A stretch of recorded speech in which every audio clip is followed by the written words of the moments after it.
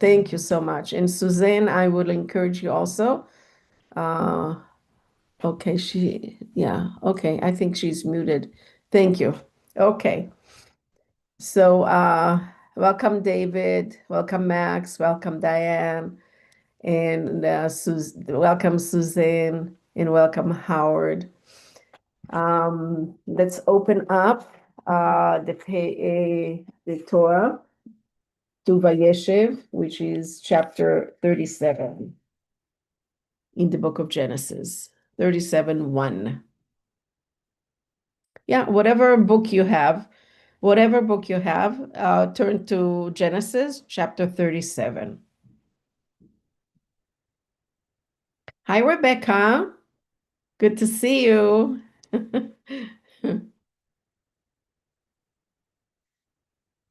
While you are searching, I'm going to say the blessing over studying the Torah together. And those of you who would like to join me, please do so. Baruch atah Adonai, Eloheinu melech haolam, asher kideshanu b'mitzvotav v'tzivanu la'asok b'divrei Torah. We thank God for the opportunity, ruler of the universe, who hallows us with your mitzvot and commanded us to engage in the study of the Torah. And of course, I don't see it as a command. I see it as pure pleasure to be able to study the words of the Torah. And until today, learning from it and engaging in it and really sucking it all in, the lessons from the Torah, what our ancestors have learned, and actually look into the future, be able to look into the future with it. So I will just also say the intention. I think of God as continuous flowing fountain of blessing and holy teachings. As a person with free will, I can choose to align myself with God's wisdom or try to hide from the profound teachings that could guide me daily. When I say a blessing with sincerity and study words of Torah, I am choosing, once again, to align myself with ever-flowing goodness of God's love. Amen. So today, we have two wonderful themes that I'd love to focus on, but if we focus only one, I will say Dayenu. So there is the story of Tamar and Judah, and there is, of course, the story of Joseph, the beginning of the story of Joseph. Both themes are loaded with lessons. Both themes are controversial, and I love them both. I really love them both. So I would suggest as we start reading, we will touch on the certain points that I would like to highlight for you. So, hi, Brad. Good to see you. Good to see you, honey. So who would like to start reading chapter 37 in the book of Genesis? Please volunteer. Thank you, Rebecca. Jacob dwelt in the land of his father's sojournings, in the land of Canaan. This is the history of the family of Jacob. Joseph, being 17 years old, was shepherding the flock with his brothers. He was a lad with his sons of Bilhah and Zilpah, his father's wives. And Joseph brought an ill The concubines, right? The concubines. Hi, Lynn. Joseph brought an ill report of them to their father. Now Israel loved Joseph more than... Hold on one second. So we see right away there are issues, right? Right away, what is he doing? What is Joseph doing? He's telling his father of some bad news. Right. So he's always gossiping, right? Joseph is gossiping about his own brothers. So we see there is issues here, right? And it also says that he is The other brothers are the children of the concubines, meaning that possibly Joseph has a little bit elevated position in the stream of brothers because he is from the mother, he not from the concubine, from the wife, right? He is from Rachel. He is not from the concubines of Rachel. Okay, go on. Now Israel loved Joseph more than any other of his children because he was the son of his old age, and he made him a long robe with sleeves. But when his Okay, brother, so here's another excuse. So sorry, thank you. Another excuse why the scene that's going to happen and develop is so tragic, right? That right away we see what? That anybody? What do we see here right away in verse 3? father favors the one son more than the Right. other. Right. So what does this remind us of? This issue never really goes away. This preferred child or the parental favoritism of one sibling over another. What is going on here? How often are we talking about this? Right? So we have this issue since Cain and Abel. We have this issue with uh, Jacob and Esau. We have this issue with Joseph and his brothers. Hello, we are not learning from history? What's going on here? And how often, sadly, we see it even today, right? When one parent favors one child from the other or the others for whatever reason, right? So this is an ongoing issue.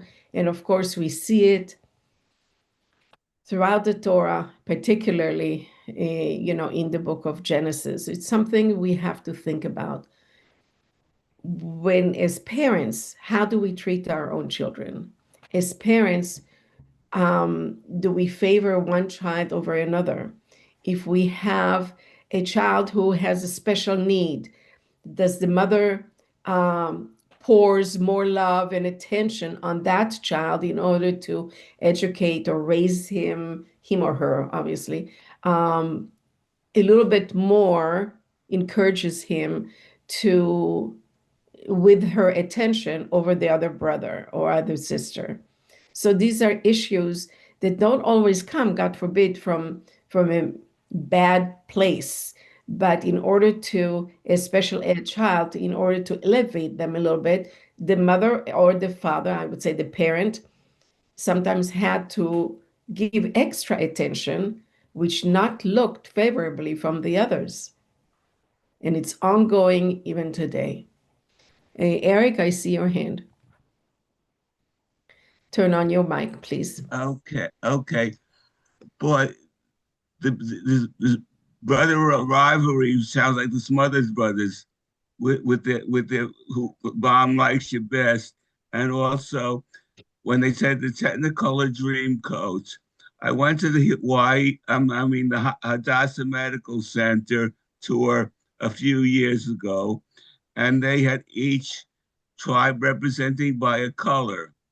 And isn't the Technicolor Dream Coat? He's carrying the futures of the tribes on his back, whether he likes it or not. Okay, thank you for sharing that. Very good. Any other Right? comments before we go on? Hi, Mara and Harv. Good to see you.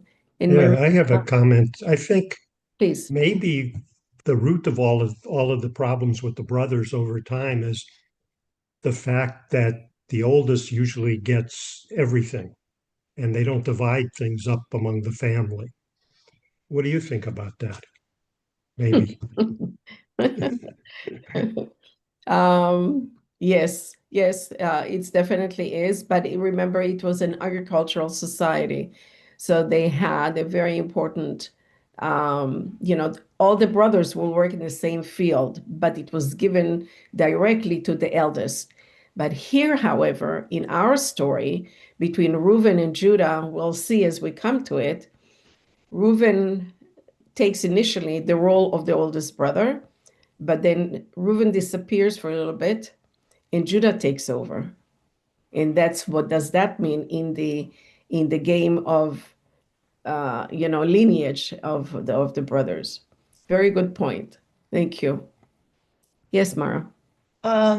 We're told that the coat was of many colors, and I find that detail kind of interesting. And I'd be curious to understand what the rabbis, excuse me, what the rabbis have said about that, because it suggests to me that when you look at any issue, when you make any decision, that it's colored in many ways, and that if you're not aware of all of those, that that the decision you make may not be a fruitful one. Right. So obviously, which is very interesting today also, what the flag or the symbol of the gay community chosen was the flag of multicolors also. What does it say? It represents that we are all the same but very different, right? They belonged, Joseph belonged to the family that everybody would have wanted to be the same, but we know they were all different because they came from concubines, they came from the real mothers, Leah and Rachel, but they came also from concubines. From being a concubine, they felt different. Being different is what sometimes the gay community feels. It was very different from the garb that people used to wear at that time, which was whatever the sheep, usually it was in one color outfit that turned kind of gray and brown over time, over period. His was very different. And we know from the interpreters that Joseph cared very much about his looks to the point that he hung around the house because Jacob raised him after his beloved Rachel died. So according to the interpreters, Jacob had the opportunity to influence Joseph in multiple ways while his brothers were herding the sheep or tending to the sheep. Joseph was home. So in that way, because Jacob was lonely after Rachel's death, he felt that Joseph kind of fills into his neshama, into his heart, the love that he was not able to continue to give to Rachel.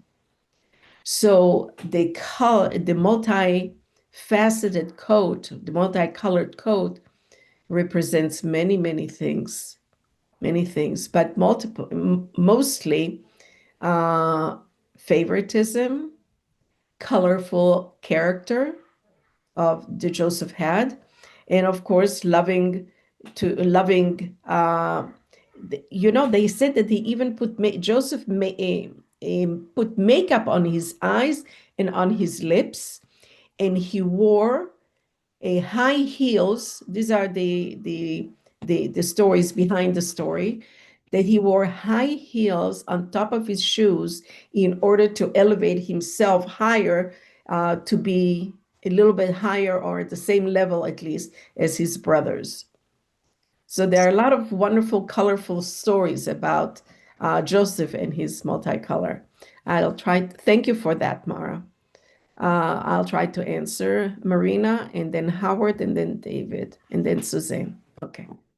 I wonder if at that time colors were expensive to create a colored fabric.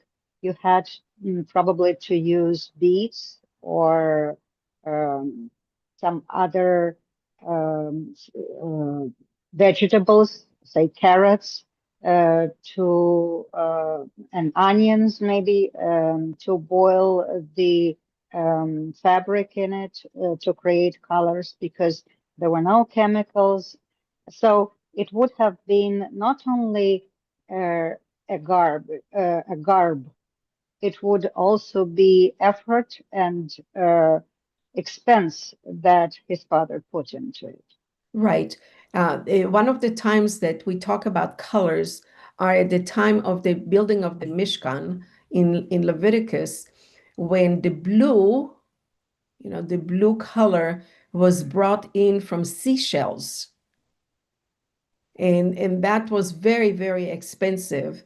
So yes, you're right. It came from nature. It came from plants, and it came from different color of earth to color and dye the fabric. Thank you for that. Howard?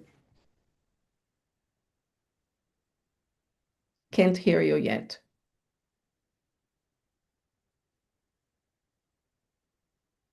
I just wanted to go back to the translation of coat of many colors.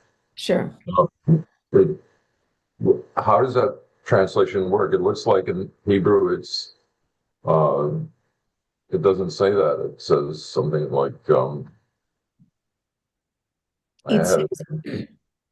It says kutonit pasim, kutonit pasim, which literally means, now mind you, literally means a garb with stripes on it. It doesn't say that it was many colors, but the interpreters interpret it as many colors because each stripe was like in a different color, where when there are no stripes, it's all the same color.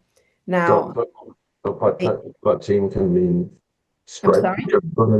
Does patim also mean flat? That's what the dictionary seems to say, is flat. Kutonet pasim. Kutonet is a garb, and pasim in stripes. And patim is flat. Say it again. Patim. It says patim. Pasim, yes, pasim. Plants of the hand or foot, palm or sole, of a tunic reaching to the palms and soles. So it doesn't seem to say stripes even. Okay. Okay, but the literal translation in Hebrew, it's stripes.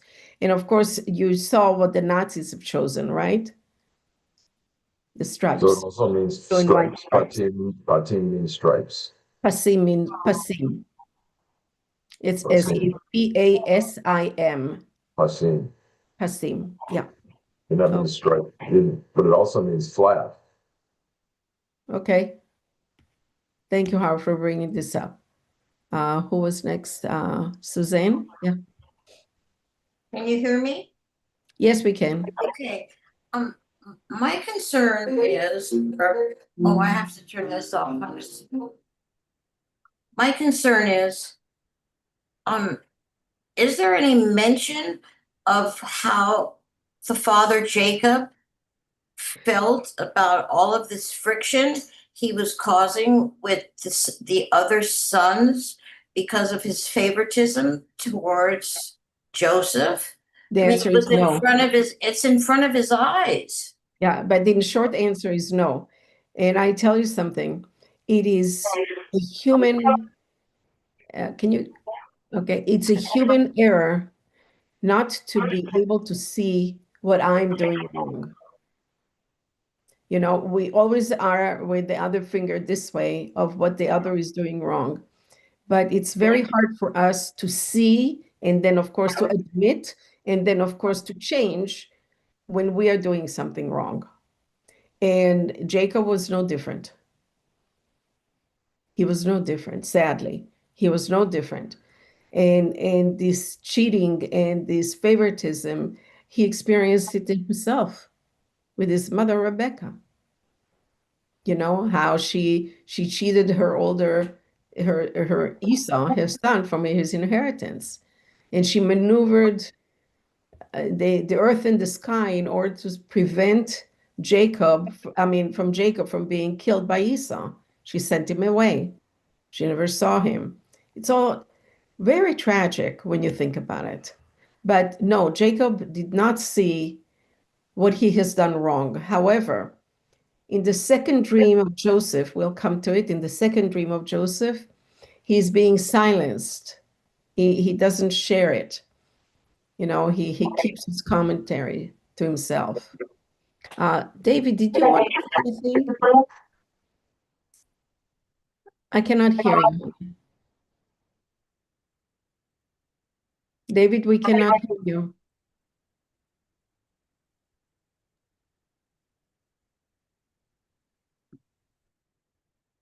David, we cannot hear you, honey.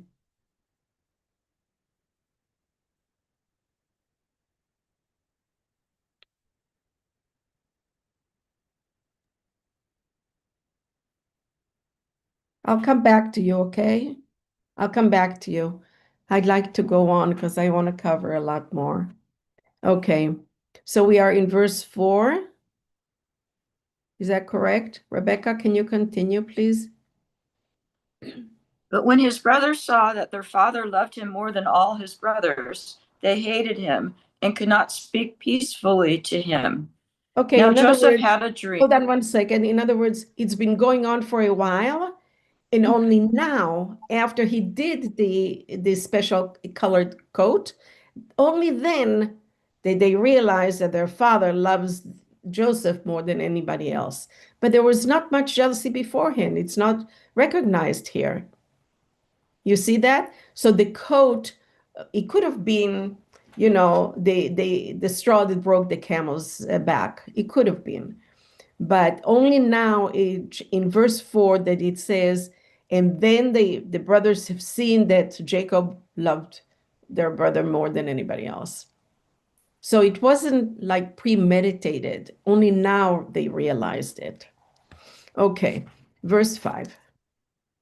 Now Joseph had a dream, and when he told it to his brothers, they only hated him more. He said to them, "Hear this dream which I have dreamed. Behold, we were binding sheaves in the field, and lo, my sheaf arose and stood upright. And behold, your sheaves gathered around it and bowed down to my sheaf." His brothers said to him, "Are you indeed to reign over us? Or are you indeed to have dominion over us?" So they hated him yet more for his dreams and for his words. Then he dreamed another dream and told it to his brothers and said, "Behold, I have dreamed another dream. And behold, the sun, the moon, and 11 stars were bowing down to me." But when he told it to his father and to his brothers, his father rebuked him and said to him, "What is this dream that you have dreamed? Shall I and your mother and your brothers indeed come to bow ourselves to the ground before you?" And his brothers were jealous of him, but his father kept saying in mind.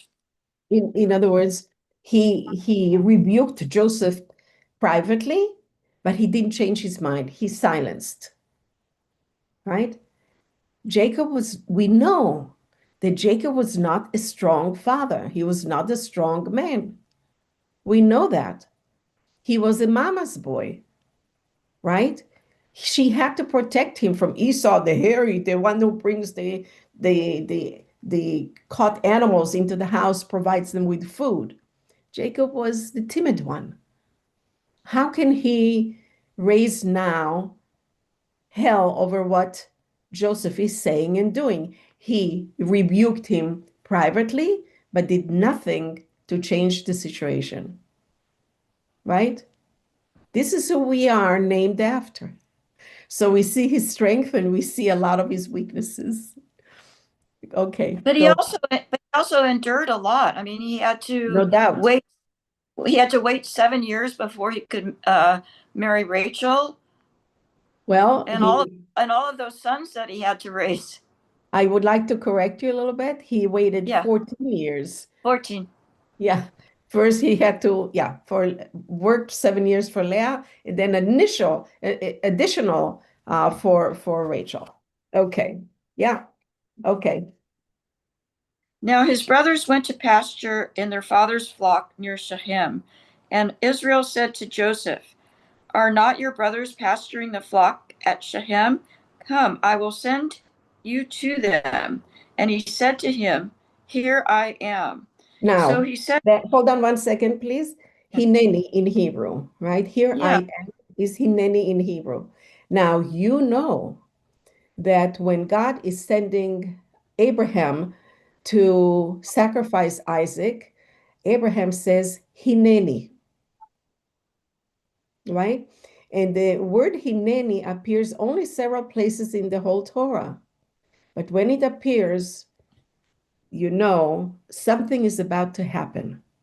Something big is about to happen. Because Hineni is like, yes, sir, here I am standing here before you. Tell me whatever you want, I will do.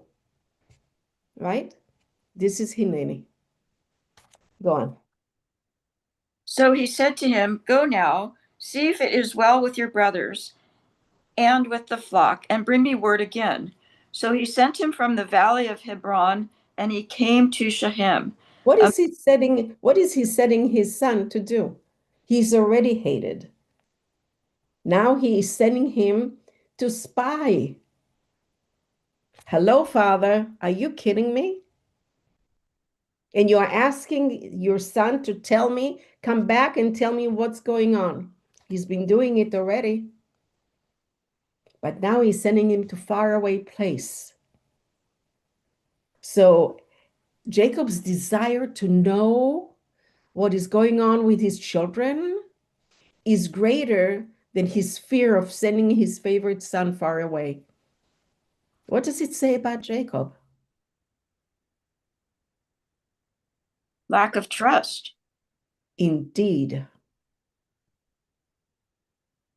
He doesn't trust his children, and he's feeling lonely again. But what is the setup here? And there is no talk, interestingly, much talk about Benjamin, who he got also from Rachel. Benjamin is like not even in the picture, right? It's only Joseph. Is this a control issue? Because Jacob was very wealthy, had a lot of land, and probably other material wealth, and maybe he felt he was losing control.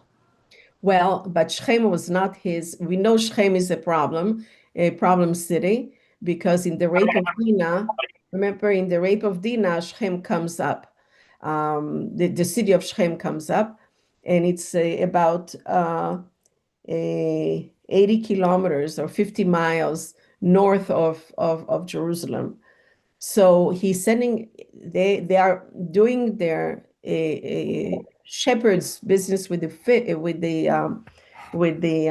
sheep away from home, far away from home. Okay, we are in verse 15. Thank you. Go on. And a man found him wandering in the fields. And the man asked him, What are you seeking? I am seeking my brothers, he said. Tell me, I pray you, where they are pasturing the flock. And the man said, They have gone away, for I heard them say, Let us go to Dothan. So Joseph went after his brothers and found them at Dothan.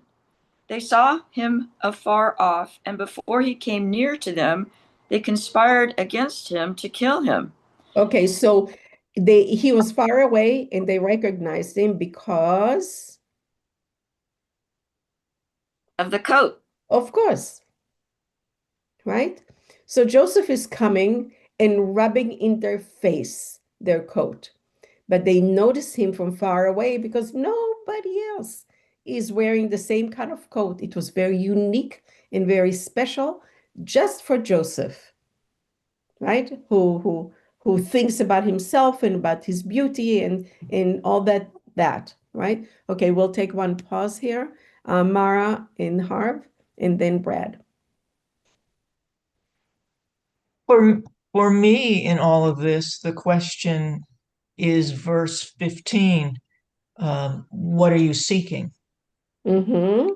And it's an opportunity for Joseph to think more fully about what he has said, what his relationship is, what he can do to better that relationship. Well, that's very deep thought, but not in the eyes of Joseph. Um, because obviously the man, Haish, so we don't know who that is. And there is a whole bunch of agadot, a bunch of theories about who is that person that directs Joseph to his brothers.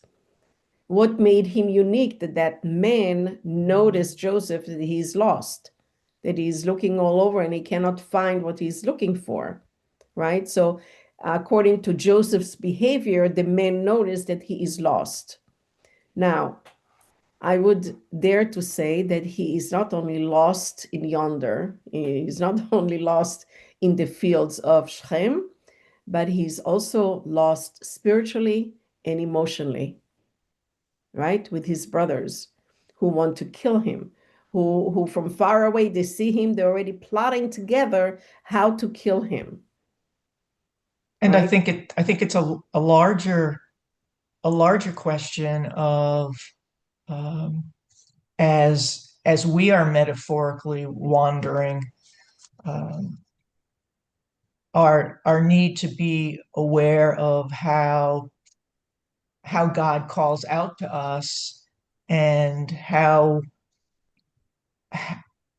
we respond to the opportunity to reach out to others when we might simply think of ourselves and what we believe rather than the validity of what others might think of us and of other things. Mara, I love your comment because when do we take time to think about this? Only when we pause for Shabbat. Only when we take time to take a vacation. Only when we are not connected immediately to our phone when we hear it beep. Only when we are not constantly on the computer answering the thousands of emails that I have. What do we do? How do we take time to really glare, and I would say glare at ourselves? And what can we do better? How we can reconnect with people? And obviously, walking to a restaurant and you see 4 people as if they are at the table together, but they are each looking at their own phones. It's an addiction. And I'm part of that, of course. But when do we take time to really reconnect one-on-one with people that we dearly care about? And how do we pay attention to that so we can change that? Right? We don't need to send spies or hear the gossip from other people interpreting a relationship when we ask about a person. Call the person yourself. And I always encourage it in myself when I put down friends and relatives whose birthday are or anniversaries, and I call them. I don't just leave a message. If they don't respond to the phone call, I leave a message, or a happy birthday, thinking about you. But you are 100% correct. And this is one of the things that Jacob has done wrong. And we have to learn from it. Thank you for that comment. Thank you, Mar. Brad? Well, 2 things. I loved what you said about Joseph being lost metaphorically.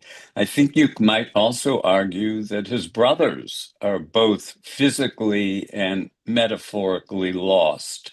They're not where they're supposed to be. The other thing that I would want to point out is that where's God in this? The patriarchs all have direct conversation with God. Joseph, it's either through dreams or this Ish, but at no point does God ever speak directly to Joseph. And why is that? What's the takeaway from that? Is God now more hidden? I'm not sure I understand why Joseph is different in his real, why God's role is somewhat different here in this story. So your question is very welcome, but it's a multi-level question. First, I'd like to touch, since you brought it up, the role of the dreamers, right? Or the interpreters of the dreamers. We have two interpreters of dreamers in the whole Bible, not just the Torah. Joseph and the prophet Daniel. They are the two dream interpreters. Interpreting Okay. dreams was something very, very common in the ancient world. But in the Torah, in the Jewish Bible, we have only two people who interpreting dreams. God is not talking to Joseph directly, but he talks only to the patriarchs, and in some way also to Sarah. And some people say also God was speaking also to Rebecca, and this is the interpretation of the interpreters, that or trying to explain why Rebecca did what she did, lied to her brother, lied to her father, lied to the children. In other words, she manipulated one child against the other child, and so on. So the interpreters say it was because God spoke to her, and she had a vision that from the young, the way it was in her womb, the young would rule over the elder. So she had to do it, right?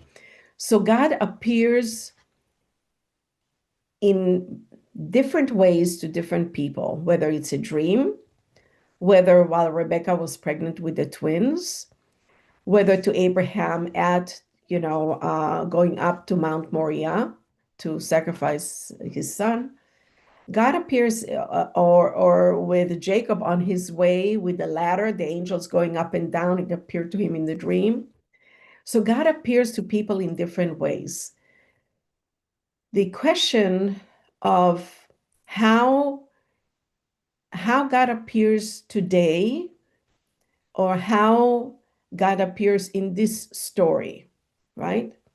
Well, if we get to it, we see how Joseph is refusing the sexual invitation of Potiphar's wife.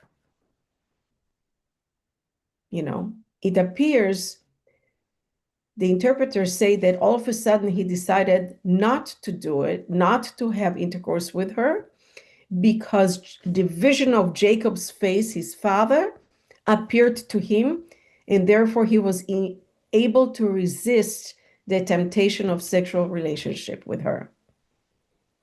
So the fact that Joseph is thrown into prison for no reason, apparently, but if we are patient enough and read a few verses, right, we see exactly that he throws into prison because then he would have been only in Potiphar's household forever, rather than immediately jump into Pharaoh's palace. From prison, he went directly to Pharaoh's palace. If he would have left in Potiphar's household, he would have done Potiphar very happy, but he wouldn't have been in Pharaoh's household. So we see the hand of God in that too. Now, how is it related to me? What do I believe in it today? First of all, I see God in many places and many chapters of my life. If I consider my life a book of my life, in many chapters in the book of my life, I see God's hand. Have I communicated with God directly? No. Have I seen God's hand in the past? Yes. In other words, today I can look back, being the ancient age that I am, being able to look back on the different chapters in my life and see God's hand in it. Definitely yes. When I was going through it, definitely no. I didn't take the time, of course, to look. I didn't take a sabbatical in my brain to be able to look the hands of God in it. But this is why in the Haggadah, God is the major player and not Moses. Because God's hand is in the Exodus. Thank you for that question. Okay, so now I'd like to ask you sincerely, we have 20 minutes or less to 15 minutes. Excuse me. Do you want to continue with the story of Joseph, or would you like to jump to Tamar and Judah? Who would like to stay with the story of Joseph? Just raise your hand. 1, 2, 3. Okay, who would like to jump to Tamar and Judah? 1, 2, 3. 3 and 3. There were some people who didn't vote, so what would you like to do? The story of Tamar, we talk about Joseph a lot, and I think we all know the story pretty well. Okay. So you want to go for Tamar. Okay, because it's fabulous. And of course, we all love the musical. Okay, so let me share with you. Thank you for this, because I don't always get to teach Tamar. And it's a wonderful story. 1 minute. Okay.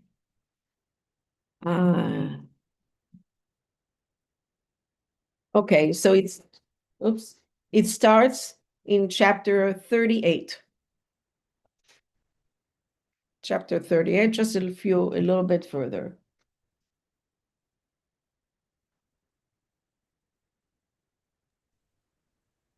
Who would like to read, please?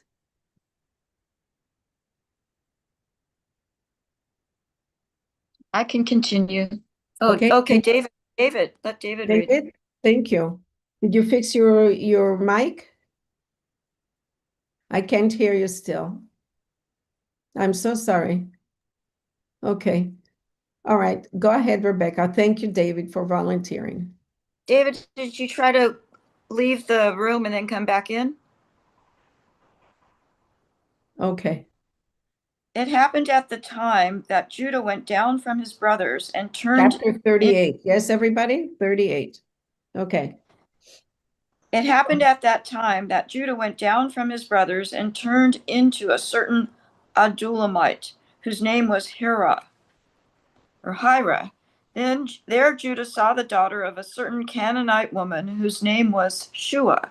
He married her and went into her, and she conceived and bore a son, and he called his name Again she conceived and bore a son, and she called his name Onan. Yet again she bore a son, and she called his name Shelah. She was in Shezeb when she bore him, and Judah took a wife for Hold on. Hold on 1 second. I'd just like to touch on this. That as you know, we are hearing that Judah, who the city of Jerusalem is in his tribe, Judah is the one who is marrying somebody who is marrying a Canaanite. Tamar is a Canaanite. I mean, Shua is a Canaanite, and we know that Abraham, remember, is warning not to marry anybody who is Canaanite, and this is why he's being sent, his Eliezer, his helper, to go to his mother's a group and not to the Canaanite women, because they were known as idol worshippers, right? And so, and of course, eventually the Israelites are conquering the land and sending the Canaanites out of Israel. So it is very interesting that this story and eventually the lineage of the Messiah comes from Canaan. And we see it in the book of Ruth later, in the scroll of Ruth. Okay, verse 6, chapter 38. And Judah took a wife for his firstborn, and her name was Tamar. But Judah's firstborn, was wicked in the sight of the Lord, and the Lord slew him. Then Judah said to Onan, "Go into your brother's wife and perform the duty of a brother-in-law to her, and raise up offspring for your brother." But Onan knew that the offspring would not be his. So when he went into his brother's wife, he spilled the semen on the ground, lest he should give offspring to his brother. And what he did was displeasing in the sight of the Lord, and he slew him also. Then Judah said to Tamar, his daughter-in-law, "Remain a widow in your father's house till Shelah, my son, grows up," for he feared he would die like his brothers. So Tamar went and dwelt in her father's house. Okay, so we see here that first of all, the names in Hebrew are, of course, very important. And he takes Tamar, who is marrying his oldest son. And Tamar is a palm tree that is known to be green and beautiful year long. It's known to have fruit, and it's known to be strong, right? So right away, the name of Tamar already giving us a favorite position for her.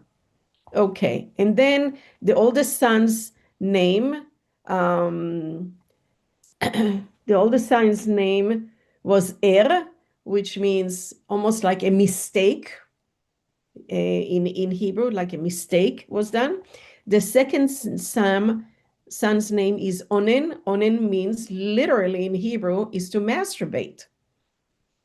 And we see that he masturbates and he spills the seed on the floor rather than into her. So, and then Judah makes a big commitment. Since the third son, to marry her in order to do Yibum. The Yibum is a life cycle where the brother has to marry the widow of his older brother in order, again, agricultural society, in order to be able to retrieve the land and continue the lineage of the older brother, right? So what happens here? It's like a business transaction. The two sons of Judah have died, being married to Tamar. Obviously, Judah is fearful. What will happen to my third son? This is the black widow, in a way, right? If I marry my third son, maybe he will die too. Two of my sons died with her. So he's afraid, and he makes his commitment. Go back to your parents' home. Wait a few years. When my son grows, I will give him to you. And what happens? The son grows, and Judah is not keeping his commitment, right? So here we come in verse 12, chapter 38, scene number 2. Go on. In course of time, the wife of Judah, Shua's daughter, died. And when Judah was comforted, he went up to Timnah to his sheep shearers. He and his friend Hira, the Adulamite. And when Tamar was told, "Your father-in-law is going up to Timnah to shear his sheep," she put off her widow's garments and put on a veil, wrapping herself up, and sat at the entrance to Enaim, which is on the road to Timnah. For she saw that Shelah was grown up, and she had not been given to him in marriage. Okay, so we see. When Judah saw her, Hold on one second, Rebecca. We see that here, what's the name of the city is Einaim. Einaim in Hebrew means eyes. What is she intending to do, Tamar? When the hiddenness of the name of the city is eyes, what do you think? She is there to watch. She is there to look with her eyes very, very carefully. What is going on? Where is Judah? Where is his youngest son? She is plotting, right? So the name of the city is Einaim, eyes. You understand the hidden message here? So she is looking into what's going to happen. And Timnah, by the way, there are two Timnahs in the Bible. Timnah, this one is not too far from Hebron, where Timnah, the other Timnah was along with the Philistines, and the story with the Philistines and Samson. The Timnah is near what is today Gaza. It's closer to the Mediterranean. So she is watching to see what's happening. Now, the sharecropping of the sheep was like a festival where people will come and gather, celebrate, and of course, prostitutes were there to worship the god of the Canaanites, and there was always sexual orientation, worshiping the gods of Canaan. So she was no different. She was wearing the black garb of a widow. But when she heard that this is happening, she changed her garb and covered her face. She is plotting, right? And she is using her feminine and sexuality to get what she needs, what she wants. But how did the rabbis see her? In a negative way or in a positive way? What do you think and why? Tamar plotting and changing her garb into colorful garb and covering her face. What are the rabbis are thinking about her, in a negative way or a positive way? Marina. I think she's interpreted in a positive way because she was um, mistreated by the family. She wasn't given a child, and she's just trying to get what is owed to her. Very good. This is exactly how the rabbis see it.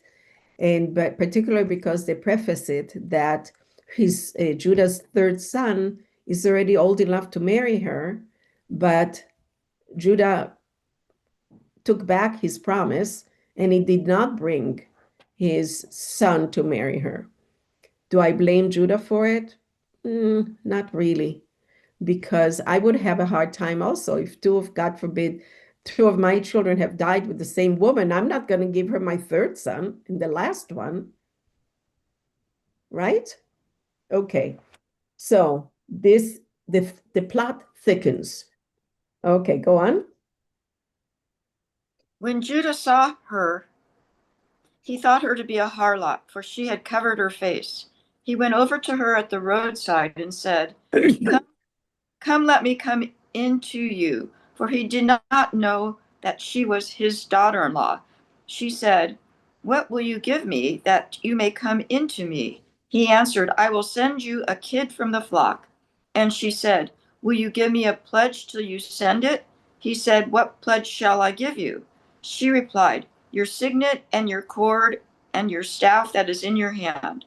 So Okay, he gave them. Yeah, go ahead. So he gave them to her and went into her, and she conceived by him.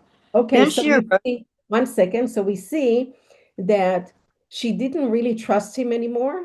So until he goes get the kid or the goat and to give it to her as a price, she wants something now, right? She doesn't trust him, and he says, "Okay, what would you want?" Because he's hot and ready to have intercourse with her. What would you like? And she tells him exactly, which are all personal items.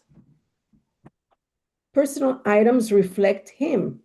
So that means that a goat will not be very personal. It might be the same looking as all the other goats, except the personal items. Personal items have insignia and his name is on it. He cannot run away from identifying him later, right? Okay, what time is it? Oh, darn it, we have 4 minutes. Then she arose and went away, taking off her veil. She put on the garments of her widowhood. When Judah sent the kid by his friend the Adullamite to receive the pledge from the woman's hand, he could not find her. And he asked the men of the place, "Where is the harlot who is at Enam by the wayside?" And they said, "No harlot has been here." So he returned to Judah and said, "I have not found her." And also the men of the place said, "No harlot had been here." And Judah replied, "Let her keep the things as her own, lest we be laughed at. You see, I sent this kid, and you could not find her." About 3 months later, Judah was told, "Tamar, your daughter-in-law, has played the harlot, and moreover, she is with child by your harlotry." And Judah said, "Bring her out and let her be burned." And as she was being brought out, she sent word to her father-in-law, "By the man whom these belong, I am with child." And she said, "Mark, I pray you, whose are these, the signet and the cord and the staff?" Then Judah acknowledged them and said, "She is more righteous than I, inasmuch as I did not give her to my son Shelah, and he did not lie with her again." Okay, so this is something very, very important, and this is why Judah is, I would say, being elevated into where he was in the lineage because he admitted to doing something wrong, where she was the one who didn't, right? So this is who didn't do anything wrong. She just wanted to have her lineage go on. She did not, listen to this, she did not shame him in public, where he not only shamed her, but also wanted to burn her in public, right? So what we see here, by the way, in Hebrew, harlot is actually being used hakedusha. Hakedusha comes from a root word of kadosh, which means holy. They were looking for one of the holy women who was working at the temple where the temple of the gods of Shechem, and they couldn't find anybody because she, as soon as the show was over, she put the widow garb on again, so they were not able to recognize her, right? Because she covered her face, and when she put on the widow garb, she didn't have to cover her face. So in other words, people might have recognized her if she would have kept the same clothing in the same covered face, but she didn't. She was smart. Again, using her femininity in order to achieve what she wanted. And when he wants to burn her in public, she sends his personal items. The only thing that is evidence that she is innocent. She sends it away with a messenger directly to him, not to put him to shame in public. So she is, of course, a heroine because even though she is using her femininity to get what she needed, what she wanted, she is doing it in a very discreet way, in very honorable way, where he didn't. But then when he admits to it, that she is more righteous than I am, that puts him back into favor with the rabbis.